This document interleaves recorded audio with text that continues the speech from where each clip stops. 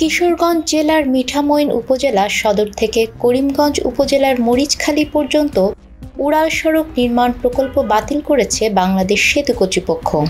হাওড় অঞ্চলে জলাভূমির ওপর বিরূপ প্রভাবের আশঙ্কা এবং সরকারের খরচ কমানোর অংশ হিসেবে এ সিদ্ধান্ত নেওয়া হয়। সাবেক রাষ্ট্রপতি আব্দুল হামিদের ইচ্ছায় আওয়ামী লীগ সরকারের আমলে ৫,৬৫১ কোটি ১৩ লাখ টাকার এই প্রকল্পটি অনুমোদিত হয়েছিল।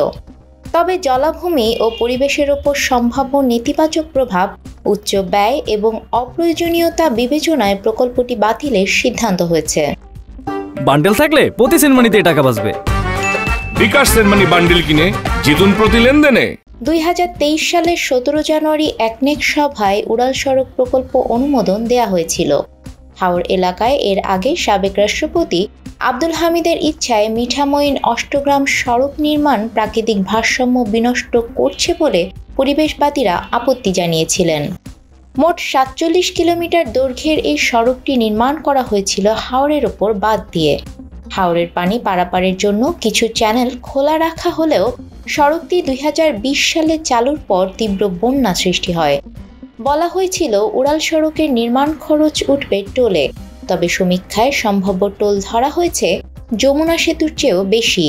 সেতু বিভাগের কর্মকর্তারা জানান, বাস্তবতার নিরিখে কিশোরগঞ্জ জেলার মিঠামইন উপজেলার সদর থেকে করিমগঞ্জ উপজেলার মরিচখালী পর্যন্ত উড়াল সড়কের কাজ অসমাপ্ত রেখে প্রকল্প সমাপ্ত ঘোষণার সিদ্ধান্ত হয়েছে। এই উড়াল সড়কের জন্য জমি অধিগ্রহণ কার্যক্রম বাতিল করে ইতোমধ্যে পরিশোধিত ১৫০ কোটি টাকা ফেরত আনতে হবে এবং ঠিকাদার ও পরামর্শক প্রতিষ্ঠান নিয়োগ কার্যক্রম ৩০ জুনের মধ্যে বাতিল করতে হবে। এছাড়া প্রকল্পের সাইট অফিস ভাড়া ৩১ আগস্টের মধ্যে বাতিল এবং গাড়ি সরবরাহ চুক্তি বাতিলের নির্দেশও দেওয়া হয়েছে।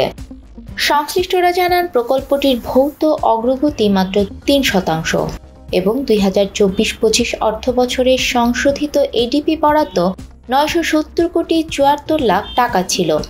এর মধ্যে জিওবি ঋণ ৩৩,০৯০.৬৮ কোটি টাকা এবং অনুদান ২২,০৬০.৪৫ কোটি টাকা অনুমোদিত ছিল। প্রকল্পের নির্মাণ কাজের ঠিকাদার নিয়োগে গত বছরের ১২ মার্চ দরপত্র আহ্বান করা হয়।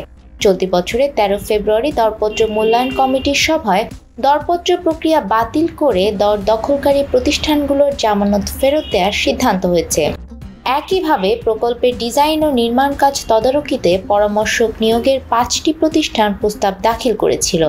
এখন পরামর্শক নিয়োগের কার্যক্রম বাতিল করার নির্দেশ দিয়েছে বাংলাদেশ সেতু কর্তৃপক্ষ। প্রকল্পের জমি অধিগ্রহণে ৩২৮ কোটি ৪৩ লাখ ২৮,০৩১ টাকার প্রাক্কলন ছিল। প্রকল্পটি বাতিলের সিদ্ধান্ত আসায় এখন ১৫০ কোটি টাকা ফেরত আনার কথা বলা হয়েছে। সেতু কর্তৃপক্ষের ভাষ্য, উড়াল সড়ক নির্মাণে চাপ ছিল তৎকালীন রাষ্ট্রপতির। এই কারণেই প্রকল্পটিকে লাভজনক দেখানো হয় সমীক্ষায়। সমীক্ষা চলাকালে পরামর্শক প্রতিষ্ঠানের দেয়া চিঠির সবগুলোতে বলা হয়েছে, মহামান্য রাষ্ট্রপতির সরাসরি তত্ত্বাবধানে এই প্রকল্পটি বাস্তবায়ন করা হচ্ছে। ট্রান্সপারেন্সি ইন্টারন্যাশনাল বাংলাদেশের গবেষণা প্রতিবেদনে বলা হয়, প্রকল্পটিকে লাভজনক দেখাতে সম্ভাব্যতা সমীক্ষায় অতিরঞ্জিত ভাষ্য দেওয়া হয়েছিল। ২০২৭ সালে দৈনিক ১৬,৬৬৬ এবং ২০৩০ সালে ২৫,৭০৮টি যানবাহন চলবে অনুমান করে প্রকল্প অনুমোদন দেয়া হয়।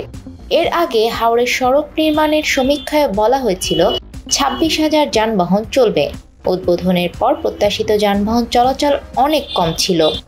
লাভ তো দূরে থাক, হাওড়ের বুক চিরে নির্মিত সড়কটি বন্যা এবং পরিবেশগত সংকট সৃষ্টির কারণ হয়েছে বলে মনে করা হচ্ছে। নিউজ ডেস্ক, আমাদের সময়।